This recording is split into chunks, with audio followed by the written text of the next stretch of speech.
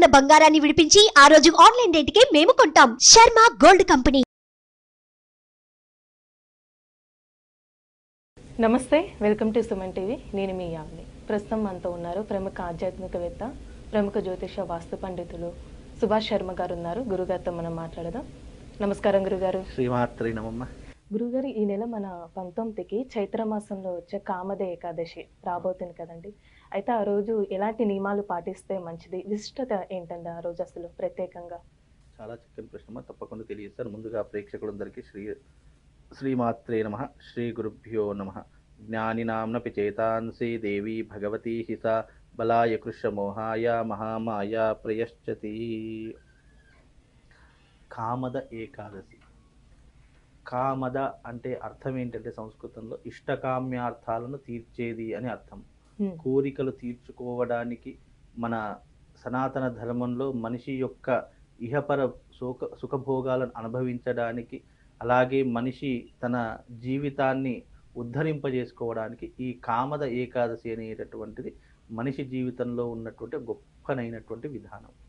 అంటే మన సనాతన ధర్మం ఏది అందించినా మానవ కళ్యాణం కోసం అందించినటువంటి విధానాలే ఉన్నాయి తప్ప ఇక్కడ ప్రతి ఒక్క దానికి, ఇప్పుడు కామద ఏకాదశి కానివ్వండి, మోహిని ఏకాదశి కానివ్వండి, మనకు వచ్చే ప్రతి ఏకాదశికి ఒక పరమార్థం ఏంటి అంటే ఉపవాస దీక్ష అనేటటువంటిది ప్రప్రథమంగా పెట్టడం జరిగింది. అయితే ఈ కామద ఏకాదశిలో ఉన్నటువంటి గొప్పతనం ఏంటి అంటే ఈ యొక్క చైత్రమాసంలో శ్రీరామనవమి తర్వాత వచ్చేటటువంటి, అలాగే చైత్రమాసంలో వచ్చేటటువంటి మొట్టమొదటి ఏకాదశి కామద ఏకాదశి. అంటే మనిషి తన యొక్క కోరికలను తీర్చుకోవడానికి, తనకు అంటే కోరికలు ధర్మబద్ధమైనటువంటి కోరికలు, న్యాయబద్ధమైనటువంటి కోరికలు, ఇతరులకు ఇబ్బంది కలిగించినటువంటి కోరికలు ఏవైతున్నాయో అలాంటి కోరికలు నెరవేర్చుకోవడానికి ఈ కామద ఏకాదశి అనేటటువంటిది ఉపయోగపడేటటువంటి ఏకాదశి. మామూలుగా ఏకాదశి రోజున ఏం చేస్తాము? ఉపవాసం ఉంటాము. ఆ రోజున చక్కగా దేవత ఆరాధన చేసుకుంటాము.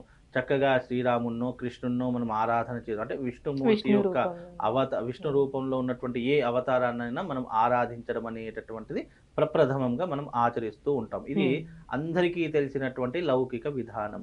అయితే ఈ కామద ఏకాదశి రోజున వ్రతము కూడా ఉన్నది అని చెప్పేసి చాలా మందికి తెలియదు. అంటే కామద ఏకాదశి రోజున కృష్ణుడి ఫోటో కానీ, లేదా శ్రీరాముడి ఫోటో కానీ, విష్ణుమూర్తిలో ఉన్నటువంటి ఏదో ఒక అవతారంలో ఉన్నటువంటి ఫోటో కానీ తీసుకొని చక్కగా ఒక పీటను ఏర్పాటు చేసుకుని దానిపైన ఆ ఫోటో పెట్టేసేసి ముందర ఒక పూర్ణ కుంభాన్ని పెట్టాలి. పూర్ణ కుంభం మీన్స్ కలశాన్ని ఏర్పాటు చేసుకోవాలి. కలశాన్ని ఏర్పాటు చేసుకొని ఆ రోజున ఉదయాన్నే లేచి చక్కగా, అంటే సూర్యుడు ఉదయించకన్నా ముందే, అంటే సూర్యుడు రాకన్నా మునుపే మనం స్నానమాచరించి శుచిగా శుభ్రతగా పూజకు కావాల్సిన వస్తువులన్నీ ఏర్పాటు చేసుకొని ఆ రోజున వ్రతాన్ని ఆచరణ చేసుకోవాలి. ఆ రోజున ఎవరైతే కామద ఏకాదశి రోజున వ్రతం అంటే అర్థం ఏంటి?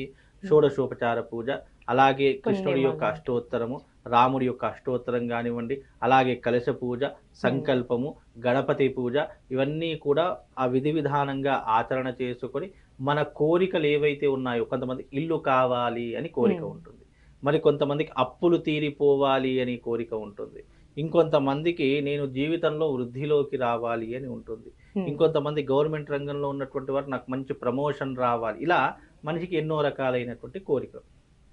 అలాంటి కోరిక నీ మనసులో ఏదైతే ఉందో ఆ కోరికను చెప్పుకుంటూ ఆ రోజున నువ్వు వ్రతాన్ని ఆచరణ చేసుకోవాలి. ఈ వ్రతం కేవలం స్త్రీలే కాదు, పురుషులు కూడా ఆచరించవచ్చు. ఎవరైనా సరే, లేదా దంపతయుక్తంగా ఇద్దరు కూర్చుండి కూడా ఆచరించవచ్చు. అంటే ఈ కామద ఏకాదశి రోజునే ఈ విధంగా చేసుకోవాలంటే ప్రతి ఏకాదశికి ఈ విధంగా చేసుకోవచ్చు? ఇది కేవలము చైత్ర మాసంలో ఉన్నటువంటి మొట్టమొదటి ఏకాదశి కామద ఏకాదశి రోజు. ఒక్కొక్క ఏకాదశికి ఒక్కొక్క ప్రాముఖ్యత ఉంటుంది. మనకు ప్రతి నెలలో 2 ఏకాదశులు వస్తాయి. అంటే సంవత్సరానికి 24 ఏకాదశులు వస్తాయి. అంటే ఒక్కొక్క ఏకాదశికి ఒక్కొక్క ప్రాముఖ్యత ఉంది. ఇది శుక్లపక్షంలో వచ్చే ఏకాదశి, కృష్ణపక్షంలో వచ్చే ఏకాదశికి మరొక ప్రాముఖ్యత ఉంటుంది. అంటే దేనికి దానికే వ్యత్యాసము అనేటటువంటిది ఉంటుంది. ఇది మనకు చైత్రమాసం అనేటటువంటిది ఉగాదిలో మొట్టమొదటి మాసము, మొట్టమొదటి ఏకాదశి రోజున విధిపూర్వకంగా ఏ రకమైనటువంటి విధానాలు ఆచరించాలి అనేటటువంటిది తెలుసుకుంటే గనక ఈ కామద ఏకాదశి అంటే ఇష్టకామ్యార్థాలను, కోరికలను తీర్చుకోవడానికి ఏర్పరిచినటువంటి ఏకాదశిగా మనం భావన చేసుకుంటాము. కనుక మనకు జీవితంలో ఉన్నటువంటి ఏవైతే ఈ సుఖాన్ని ఇచ్చే కోరికలు, అలాగే భోగాలను ఇచ్చేటటువంటి కోరికలు, అదృష్టాన్ని ఇచ్చేటటువంటి కోరికలు ఏవైతే ఉన్నాయో అవి చెప్పుకుంటూ ఆ రోజున వ్రతాన్ని ఆచరణ చేసుకోవాలి. అలా వ్రతాన్ని ఆచరణ చేసుకోవడం ద్వారా మనకి ఇష్టమైనటువంటి కోరికలు నెరవేర్చుకోవడానికి ఏర్పడేటటువంటి ఏకాదశి కామద ఏకాదశి. దీనికి పురాణంలో చిన్న కథ కూడా ఉంటుంది. అంటే ద్వాపర యుగంలో ధర్మరాజు శ్రీకృష్ణుడు అడుగుతాడట, ఈ చైత్ర మాసంలో వచ్చేటటువంటి ఏకాదశి యొక్క ప్రాముఖ్యత ఏంటి? ఇది మొట్టమొదటి ఏకాదశి, అంటే ఉగాది ఆరంభం, అంటే యుగం ఆరంభమైన తర్వాత వచ్చేటటువంటి మొట్టమొదటి ఏకాదశి. ఈ ఏకాదశి వల్ల మన మానవాళికి జరిగేటటువంటి ప్రయోజనం ఏమిటి అని అడిగితే అప్పుడు శ్రీకృష్ణుడు ధర్మరాజుతో చెప్తాడట, ధర్మరాజా, ఓ యుధిష్ఠుడా, ఈ యొక్క కామద ఏకాదశి అనేటటువంటి మనిషి యొక్క కోరికలను తీర్చుకోవడానికి, మనిషి యొక్క జన్మజన్మముల యొక్క పాపములను తొలగించుకోవడానికి ఈ కామద ఏకాదశి అనేటటువంటిది ఉపయోగపడుతుంది. కామద ఏకాదశి అనేటటువంటిది మనిషి యొక్క పాపాలనే కాదు, మనిషికి మోక్ష మార్గాన్ని అందించేటటువంటిది కూడా ఈ కామద ఏకాదశి అని చెప్పేసి శ్రీకృష్ణుడు ధర్మరాజుతో చెప్తాడట. అయితే ధర్మరాజుతో చెప్పేటప్పుడు శ్రీకృష్ణుడు ఒక విధానాన్ని చెప్తాడట. ధర్మరాజా, ఏకాదశి రోజున ఆచరించవలసినటువంటి నియమాలు ముఖ్యంగా 3 ఉన్నాయి. అవి ఏమిటి అంటే ఉపవాస దీక్ష, దైవారాధన, అలాగే స్వామివారికి పెట్టేటటువంటి నైవేద్యంలో ఉండేటటువంటి విధానాలు. మనం మామూలుగా నైవేద్యం పెట్టేస్తూ ఉంటాము, కానీ ఎప్పుడైతే ఏకాదశి రోజున పెట్టేటటువంటి నైవేద్యంలో మనం తులసీదళం వేయకుండా నైవేద్యం పెడతామో ఆ నైవేద్యం వృధా. తులసీదళం వేసి పెడితేనే అది నైవేద్యం కిందికి లెక్క వస్తుంది. మనం మర్చిపోయి తులసీదళం వేయకుండా ఏదో ఆరగింపు చేశామనుకోండి, అది నైవేద్యం కిందికి లెక్కలోకి రాదు. ప్రత్యేకంగా ఏకాదశి రోజున తప్పకుండా నైవేద్యం, భగవంతునికి సమర్పించే నైవేద్యంలో తులసీదళం అనేటటువంటిది వేస్తేనే అది ప్రసాద రూపకంగా మారుతుంది. లేదు అంటే అది భక్తి, అది ప్రసాద రూపకంగా మారిపోగా అది కేవలం ఒక పదార్థంలా మిగిలిపోతుంది అని చెప్పడం జరిగింది. అంటే మనకు ఏకాదశి వచ్చింది అంటే ఉపవాస దీక్ష అనేటటువంటిది కూడా చాలా ఇంపార్టెంట్. ఏకాదశి రోజున ఎలాంటి ఆహార పదార్థాలు ముట్టుకోకూడదు, తినకూడదు.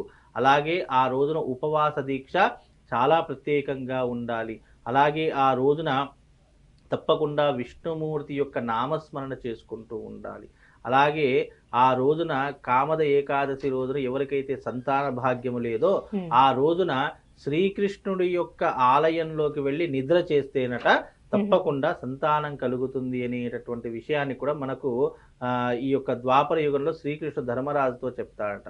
అయితే అలాగే ఈ యొక్క ఉద్యోగం లేనటువంటి వారు, అలాగే జీవితంలో అప్పుల బాధతో ఉన్నటువంటి వాళ్ళు, అనారోగ్య సమస్యలతో ఉన్నటువంటి వాళ్ళు, ఇలాంటి వారందరికీ కూడా ఈ కామద ఏకాదశి అనేటటువంటిది అత్యంత పుణ్యఫలప్రదమైనటువంటిది అని అర్థం. అయితే ఈ కామద ఏకాదశి రోజున ఏం ఆచరించాలి అని అంటే గనక, ఆ రోజున ఏకాదశి అయిపోయిన తర్వాత మరుసటి రోజు ఉంటుంది కదా, ఆ మరుసటి రోజున ఒక అతిథిని, ఎవరినైనా సరే ఒక అతిథిని పిలిచి ఇంటికి పిలిచి భోజనము పెట్టి అతడు వెళ్ళిన తర్వాత మనం ఉపవాస దీక్షను వదిలితేనట అది జన్మజన్మల యొక్క పుణ్యాన్ని మనకు అందజేస్తుందట. అయితే ఆ ఏకాదశికి అంత ప్రాముఖ్యత ఉంది. ఏకాదశి ఎలాగో ఉపవాసం ఉంటాము, మరునాడే మనం భోజనం ఆచరిస్తాము. కానీ మనం భోజనము చేసే మునిపే ఎవరికైనా సరే ఒక అతిథిని పిలుచుకొని ఇంటికి పిలిచి భోజనం పెట్టిన తర్వాతనే మనం భోజనము చేస్తే దాని యొక్క పుణ్య ఫలితము ఆ ఇంట్లో ఎప్పుడూ కూడా అన్నానికి లోటు ఉండదు.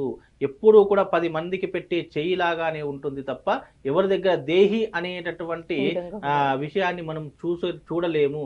కనుక అది ఎప్పుడూ కూడా నీకు ఒక అక్షయ పాత్రలా మిగిలిపోతుంది అని తెలియజేసినటువంటి గొప్పైనటువంటి ఔన్నత్యము ఈ యొక్క కామద ఏకాదశికి ఉండడం జరుగుతుంది. కనుక కామద ఏకాదశి అనేటటువంటిది ఎన్నో రకాలైనటువంటి కోరికలను నెరవేర్చుకోవడానికి, మనిషి యొక్క జీవితాన్ని చైతన్యవంతం చేసుకోవడానికి, భక్తి అనేటటువంటి మార్గంలో నడవడానికి ఈ కామద ఏకాదశి అనేటటువంటిది మానవాళికి ఉపయోగపడేటటువంటి అత్యుత్తమమైనటువంటి ఏకాదశిగా. అంటే ఆ రోజు ఏమైనా ప్రత్యేకంగా మంత్రం అంటూ ఉందండి కామద ఏకాదశి రోజు? ప్రతి ఒక్కదానికి మంత్రము అనేటటువంటిది ఉంటుంది. కామద ఏకాదశి రోజు విష్ణు సహస్రనామాలు చదువుకోండి, లేదా కృష్ణుడి యొక్క నామం చెప్పుకోండి.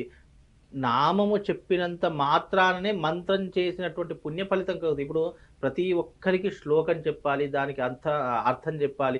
ఈ శ్లోకం కొంతమందికి నోరు తిరుగుతుంది, మరి కొంతమందికి తిరగదు. ఒకవేళ నేను ఇప్పుడు చెప్పినా కూడా ఎంతమంది చేస్తారో ఎంతమంది చేయరో తెలియదు. దాని బదులుగా ఉత్తమమైనటువంటి మనం ప్రతి ఒక్కరు ఇప్పుడు విష్ణు సహస్రనామాల్ని పారాయణం చేస్తూ ఉన్నారు. ఈ యొక్క ఏకాదశి రోజు ప్రత్యేకంగా విష్ణుమూర్తికి మనము అది అంకితం చేశాం కాబట్టి విష్ణుమూర్తికి సంబంధించినటువంటి ఈ యొక్క విష్ణు సహస్రనామాలు చదివితే చాలు మనము 1,000,000 శ్లోకాలను చదివినటువంటి పుణ్యం కలుగుతుంది. 1,000,000 సార్లు స్వామివారి యొక్క నామస్మరణ చేసినటువంటి పుణ్యం కలుగుతుంది. 1,000,000 ఆవులను దానం చేసినటువంటి పుణ్యం కలుగుతుంది. ఇలా విష్ణు సహస్రం లేదు, విష్ణు సహస్రం మొత్తం కుదరదండి, నాకు ఏదైనా మంత్రం ఉంటే చెప్పండి అంటే విష్ణు సహస్రనామాలలో వచ్చేటటువంటి మొట్టమొదటి శ్లోకాన్ని నువ్వు చదువుకుంటే చాలు. ఆ శ్లోకము లేదు, ఆ శ్లోకం కూడా నేను చదవలేను, శ్రీరామ అనుకో, శ్రీరామ అనుకుంటే విష్ణు సహస్రనామాలను చదివినటువంటి మొత్తం పుణ్య ఫలితము ఆ 2 అక్షరాలలో, ఆ 2 అక్షరాలలో ఇక నీకు సర్వం వచ్చినట్టే. కనుక ఇలాంటి నామాన్ని జపించినా సరిపోతుంది. కనుక విష్ణు సహస్రనామాలు లేదా శ్రీరామ అనుకుంటూ కూర్చో.